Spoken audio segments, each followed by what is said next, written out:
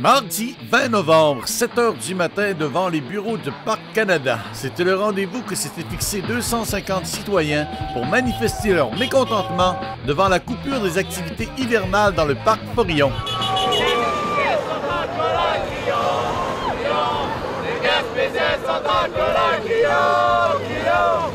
Oui, ce matin, on a une manifestation contre la fermeture des activités hivernales dans le Parc Forillon.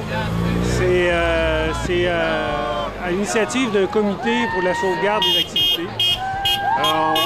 On est tous ici parce qu'on est contre cette fermeture-là. On trouve que ça n'a pas de bon sens que le Parc Forillon, qui devrait être un moteur économique, un moteur touristique, ferme les activités de l'hiver. Toutes les initiatives de la population ici socio-économique, c'est de prolonger la saison hivernale, la saison touristique. Donc, on a besoin de ce moteur-là, qui est le Parc Forillon. Puis, c'est aussi super important pour la population locale. Le Parc Forillon, ça appartient aussi à la population locale, donc c'est très important pour nous. Je trouve ça inconcevable que le Parc Canada décide de couper les services comme ça. Déjà, il y a tellement peu d'activités dans le coin, à l'hiver en plus, hors saison comme ça. Et c'est un tort pour la population locale, première des choses, mais également pour le développement touristique. Et aussi, je trouve que c'est comme deux poids, deux mesures au niveau des politiques gouvernementales. On nous parle de participation, hein? Ben oui, tenez-vous en forme. Déjà, on va sauver des frais au niveau de la santé, un peuple en forme va mieux. Puis on coupe tous les services qui sont adéquats pour nous permettre de se tenir en forme. Il y a un peu d'aberration dans tout ça. Il y a une raison pour ça, c'est que ça fait 40 ans que ça fait partie de la culture, du patrimoine de notre région. Les gens n'ont pas été expropriés pour rien. Donc c'est important qu'on revalorise notre parc. Le fédéral, c'est pas correct qu'il recule. Il faut que l'argent se réinvestisse. Surtout, il y a juste 2 ans que le plan directeur est sorti pour dire qu'il disait pour nous appuyer, pour encore mettre plus d'argent dans le parc. Puis là, on voit qu'il y en a moins. Alors franchement, qu'on soit conséquent, qu'on réinvestit dans notre parc. Ben oui, on fait toutes les activités possibles. C'est notre chez nous, on habite à côté. Traîneau à chien, entre autres, depuis toute petite avec mon père. On fait du ski de fond, de la raquette. On en profite au maximum, là, c'est sûr. Hein? C'est notre joyau. On a peur, on est très, très, très déçus là, au niveau de toutes les activités. Puis on se demande un petit peu qu'est-ce que les gens vont faire. C'est aussi une rencontre sociale, hein, la fin de semaine dans le Parc Forillon.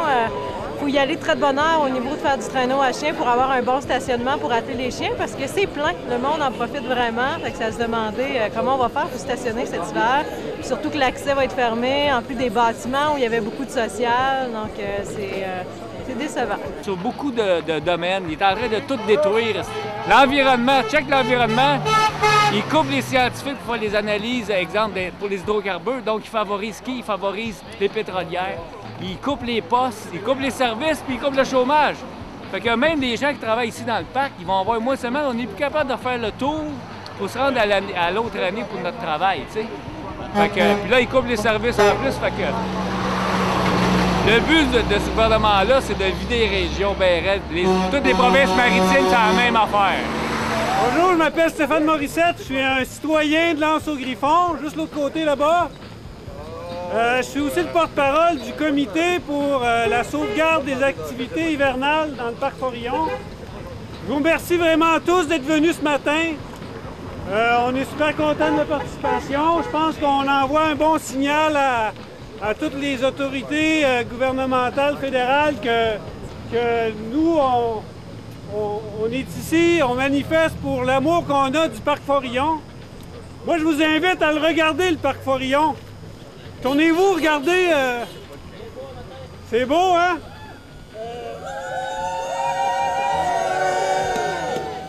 Je regarde autour de moi, là, ce que je vois, là, c'est que la majorité de notre territoire ici, la majorité de notre terrain de jeu, il est pas mal représenté par le Parc Forillon. On a absolument besoin qu'il reste ouvert cet hiver aussi pour la santé de la population, pour des plus jeunes aux plus âgés. C'est toute la population qui utilise le parc l'hiver. On a absolument besoin du Parc Forillon reste ouvert durant l'hiver pour le fort potentiel d'attraction des nouveaux arrivants, des amateurs de plein air, des gens qui se sont installés aussi ou qui vont venir s'installer. En plus des promesses politiques non tenues à la création du parc en 70, Ce sont certaines des promesses faites lors du 40e anniversaire en 2010 qui prennent la voie d'évitement. Le plan directeur, là, il a été fait avec une consultation populaire. Puis suite à cette consultation-là, ce qui en est ressorti, c'est qu'il fallait que le parc Forillon soit le moteur, il fallait qu'il soit ouvert à l'année. Puis, par une petite décision budgétaire, on fait fi de toute cette consultation-là populaire. Donc, c'est inacceptable. On a l'appui d'à peu près l'ensemble des organisations du Grand Gaspé dans notre démarche. On ne demande rien de moins que le maintien des services d'entretien des 43 km de pistes de ski. 43 km. À Gros-Monde, là, il y a 150 km de ski. À Couchibouac, il y a 15 km. Malgré des coupures à Couchibouac, ils ont gardé les services à l'hiver. C'est l'hiver à la moitié du temps ici. On ne peut pas avoir un parc Forillon, avoir un terrain comme ça, sans que ça soit ouvert la moitié de l'année. C'est inconcevable. Bien, c'est sûr que suite à cette manifestation-là, on va voir un peu c'est quoi les réponses. On a aussi envoyé des lettres au premier ministre, au ministre Kent, au directeur général de Parc Canada. Justement, le directeur général de Parc Canada, Alain Latourelle, va être ici le 6 décembre. Donc, on veut absolument rencontrer pour augmenter les pressions là, pour qu'ils reviennent sur cette décision-là. C'est pas une grosse décision budgétaire. Là. On parle au maximum de 100 000 là, pour des activités hivernales, mais je pense qu'il pourrait y avoir des aménagements et que ça coûte un petit peu moins cher. Donc, c'est pas une grosse décision pour une population ici. Puis avec toutes les coupures fédérales qu'on a eues en Gaspésie, là, je pense que ça serait vraiment une marque là, de respect envers la population. Avant de quitter, les gens étaient invités à signer une pétition. Le député Philippe Toone se chargera de l'acheminer vers Ottawa. Un dossier à suivre si on veut encore profiter de moments exceptionnels comme ceux-ci.